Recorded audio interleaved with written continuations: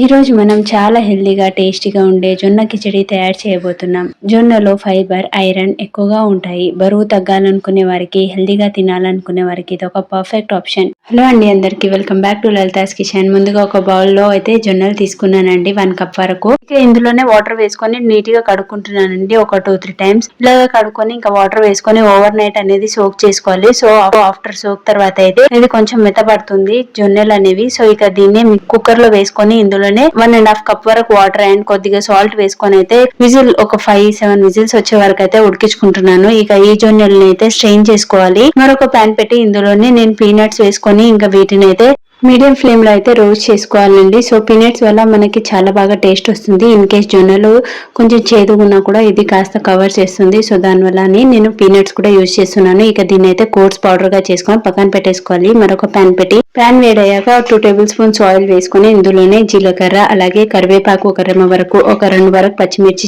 చిన్న కట్ చేసుకున్నది అయితే వేసుకున్నాను. సో ఇక కాస్త ఫ్రై అయ్యాక ఇందులోనే ముందుగా పౌడర్ చేసుకున్నది ఉంది కదా పీనట్స్, అవైతే వేసుకొని కొద్దిసేపు అలాగా లో ఫ్లేమ్ లోనే రోస్ట్ చేసుకుంటున్నానండి. సో ఇలా కాస్త పచ్చివాసన పోయాక మనం ముందుగా ఉడికించుకున్న జొన్నలు ఉన్నాయి కదా అవి అయితే వేసేసుకుంటున్నానండి. సో వీటిని అయితే కాస్త మీడియం ఫ్లేమ్ లో అయితే రోస్ట్ చేసుకోవాలి. సో ఈ జొన్నలు ఉడికింది కాబట్టి కొద్దిసేపు ఆయిల్ లో ఫ్రై చేయడం వల్ల టేస్ట్ ఇంకా బాగా వస్తుంది.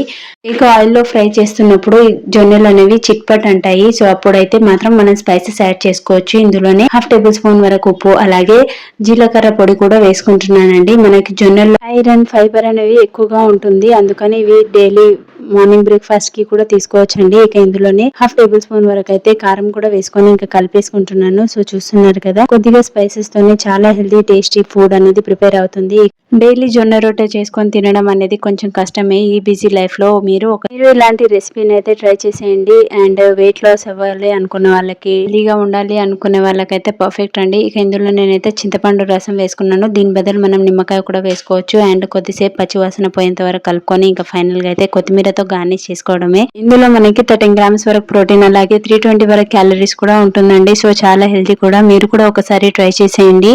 సో ఎంతో టేస్టీ అయిన మన జవార్ కిచడి అయితే ప్రిపేర్ అయింది. కిచడి ఏ టైప్ అయినా చేయవచ్చు, బట్ మీరు ఒకసారి అయితే ఈ టైప్ రెసిపీని అయితే ట్రై చేయండి. చాలా టేస్టీగా అయితే కుదిరింది. మీకు నచ్చిందా ఈ రెసిపీ? అయితే ఒకసారి ట్రై చేసేయండి. లైక్ చేయండి, షేర్ చేయండి. నా ఛానల్ ని సబ్స్క్రైబ్ చేయడం మర్చిపోకండి. మరో వీడియోతో మేము ముందుంటా. Until then thank you for watching.